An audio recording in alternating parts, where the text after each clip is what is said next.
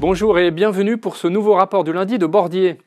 Les chiffres publiés la semaine dernière aux États-Unis confirment la nette dégradation du marché de l'emploi, avec à droite des inscriptions hebdomadaires au chômage en forte hausse à 263 000, et en parallèle une certaine reprise de l'inflation, à gauche, avec des prix à la consommation en hausse de 2,9% sur un an au mois d'août, et même 3,1% pour l'inflation cœur.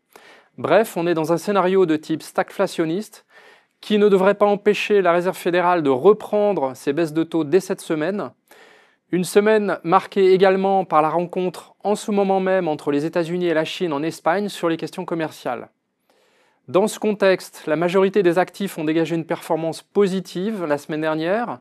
L'or, encore en hausse de 1,7%, au plus haut historique, c'est presque 40% en dollars depuis le début de l'année, et les obligations en dollars sur la baisse des taux attendus.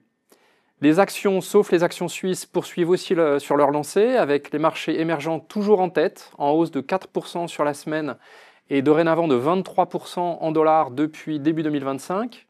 Et les actions américaines viennent ensuite avec 1,6%, un marché américain sur lequel le secteur technologique a repris le leadership depuis le creux du mois d'avril et a profité la semaine dernière des annonces spectaculaires d'Oracle sur son carnet de commandes des services cloud.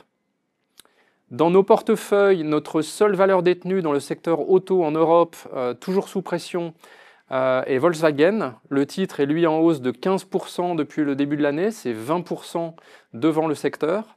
C'est un dossier contre-intuitif au vu des enjeux, mais dont beaucoup sont dans les prix et qui présente trois moteurs potentiels de performance: sa restructuration interne, la baisse probable des droits de douane américains de 27,5 à 15%, et enfin un assouplissement éventuel d'ici fin 2025 des exigences européennes sur les contraintes relatives aux véhicules à moteur thermique. Vous pouvez retrouver une version détaillée de ce rapport du lundi dans le Weekly Market Update publié ce matin par notre branche de Bordier à Singapour. C'est tout pour aujourd'hui, merci de votre attention et à la semaine prochaine.